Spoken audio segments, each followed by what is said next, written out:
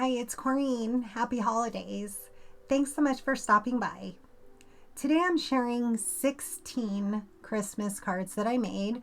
This was my last push of making my Christmas cards that I needed to get them sent out by the 15th. So I thought I would just quickly film the process. This was a very easy card to make. That way I could mass produce them. It took me about, I think, a day and a half off and on in between work to make all of these cards. And I'm using the Altenew Lush Berry Branch stencil, and this comes with 3 stencils. Here I'm just showing you that I use the back of sticker paper to keep my grip mat clean and dust free. I do have that on a glass mat so I can and I keep it under my desk so I can easily pull it out to use it to grip my stencils. I am working on 80-pound hammermill cardstock, and I'm doing 2 at a time. These stencils have numbers that you can follow. You don't even have to go in order, but they do have etched numbers, easy to read and so easy to line up. So I pulled out a few Concord 9th inks. I'm using my mag ink trays from Glassboard Studios. These are magnetic and they hold the rectangle inks very well. They also have come out with cube, which I'll show you in a moment. And there is a little hack, a trick that you can use to hold your Tim Holtz inks as well, which I do. So I pulled out several different types of blending brushes. I'm right now using the Pink Fresh brushes. These are awesome to work with. And I also have a piece of transparency there that I use as a mask to stencil off the areas of the cardstock that I don't want to get ink on. Now really you should wipe off your stencil before moving it to your next card. I did not here and it was fine, but really you should do that, and I think I do that moving forward because if not, you could transfer a little of the ink from the last time that you used it. So I just move around the stencils as I need them. I'm starting out with a lighter wash of pistachio ink, and then I'm darkening it up with artichoke. Pistachio has been one of my favorite colors this season, and I'm using the same brush for that. When I go back to using a light brush, then I just kind of wipe it off, but I use it for my light and then my dark green. Here I'm using cranberry. Again, this is one of my all-time favorites. I'm going over it with a quick blend, and then I'm going back with a detailed ink blending brush to just really darken up the berries. So pretty. And here I'm doing just a very traditional. I planned on doing all my cards very traditional with the green leaves, the red berries, the brown branch. And some of them I did a little bit darker than others. I was just kind of experimenting. So here's the 3rd stencil. It comes with 2 different, it's technically 3 and 4. I don't end up using that 4th detail. It was just a little bit extra detail that took more time that I didn't want to do. And it does add a little bit more, but not much.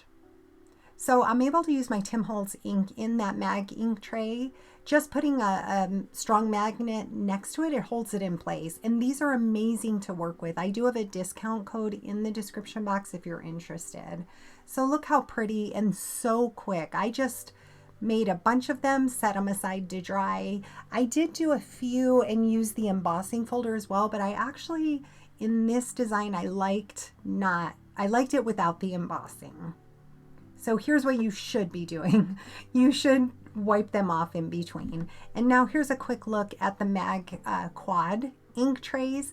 These also, just like the large ones, have that little notch, so you can use them with beads and quickly pour them back into whatever bag or container that you use your beads. And I use that all the time.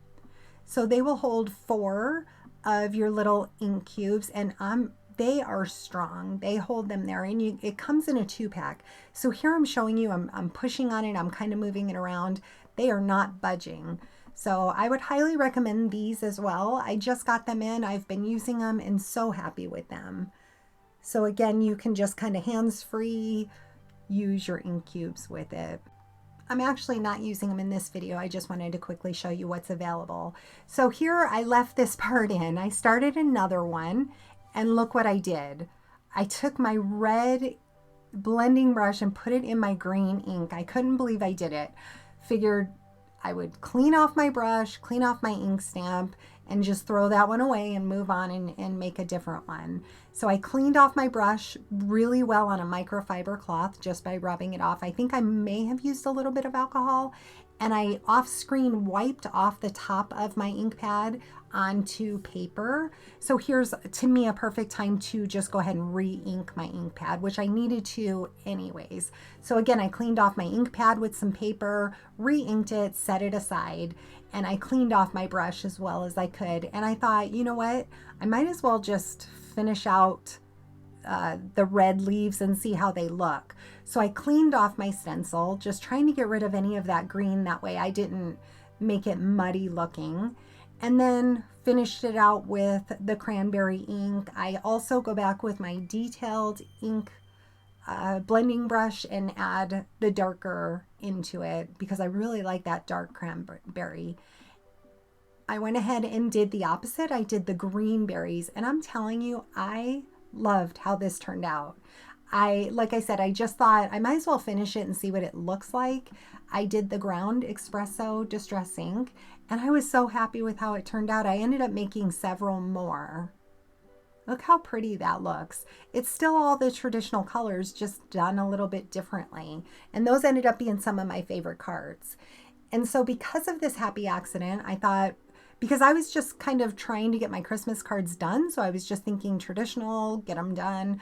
But because of that happy accident, I decided to do Chip Sapphire leaves, Distress Oxide. Chip Sapphire is my favorite color to use for leaves.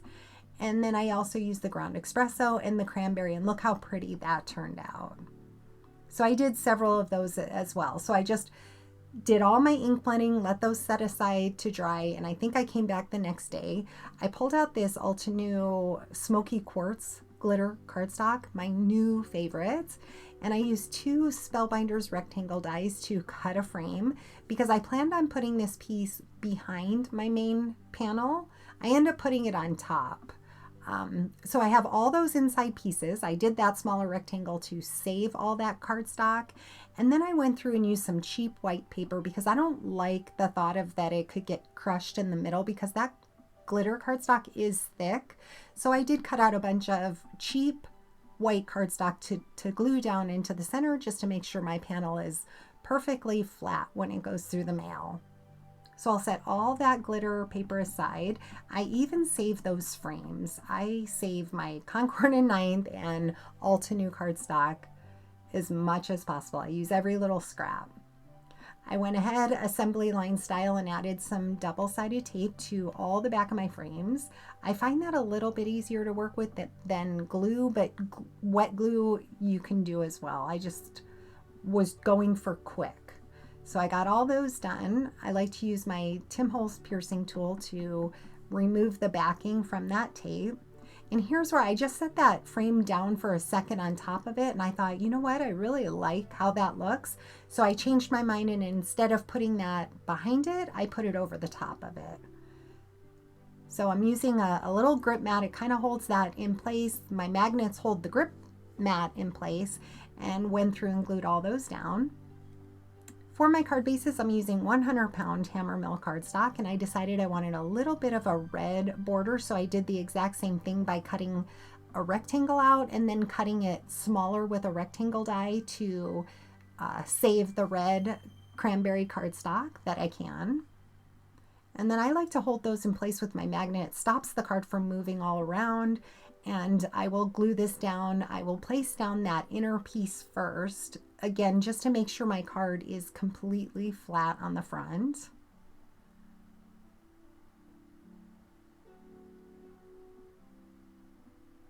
And from the last time that I made cards, I had quite a few inside greetings already done because I did those assembly line style using my Misty, and I had extras because they came together so quickly. I happened to make more than I needed last time, which I'll show you here in just a moment.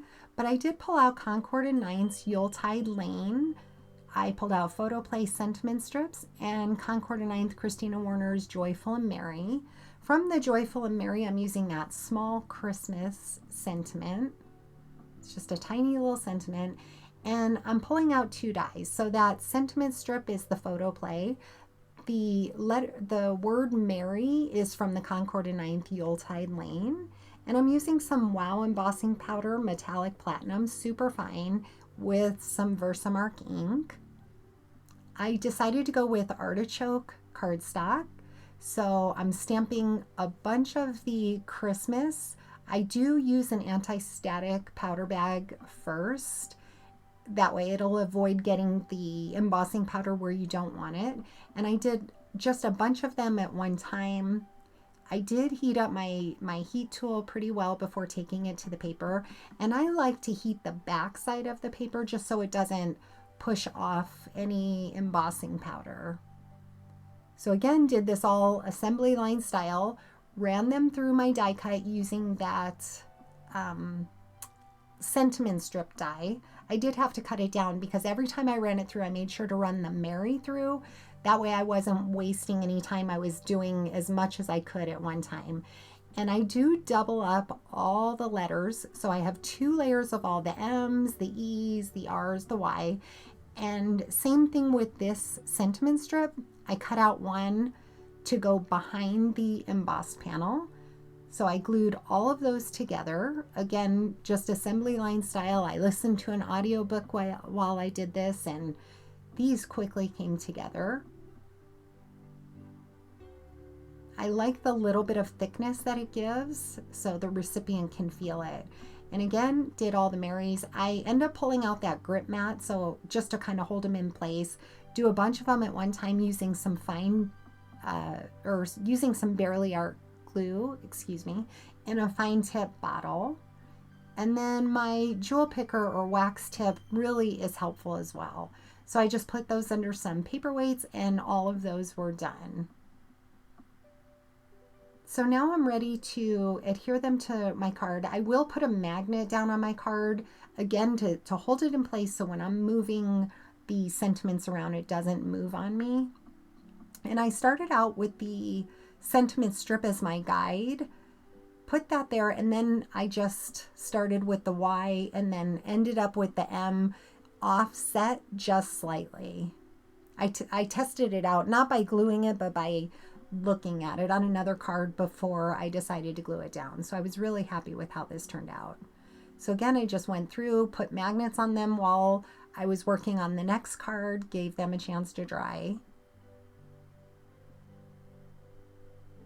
I have a little bit of a mess on my desk, but like I said, this was a lot of fun to do. I was able to label all my envelopes and sign all of them, write a note to the recipient, and get those sent out in time. I was super happy about that. So another one of my favorite dies is the Prima Confetti Circles die. I used these on the other set of cards that I recently put a video up for. I had to cut more of them out. I love these circles, and I just put them in my craft catchers. Again, those are from Glassboard Studios. If you've not seen these, you've got to check those out. And if you decide to buy them, there is a discount code, like I mentioned, in the description box. They're a really great company. But I like working with the craft catchers because then you can just kind of pour them right back into whatever container you keep them in. I added about 6 different sizes, medium and small, to each card. And it, to me, adds the perfect amount of bling without making them thick or not go through the mail nicely. So here's where I was mentioning earlier that I had a bunch of leftover inside greetings. So I just took some scrapbook.com glue runner, tape runner rather, and adhered all of those in there. I was able to write out my message to each recipient, label my envelopes, and get them sent out quickly. And they only took 1 stamp because they are A2 sized and they didn't have a lot of bulk to them. So I hope you've enjoyed this process, and thank you so much for stopping by. I should have another video out in the next day or 2 to share with you, And in the meantime, if you have any questions, please leave them down in the comments section below. Thanks for watching. Please consider giving this a thumbs up and subscribe to my channel. Have a great day.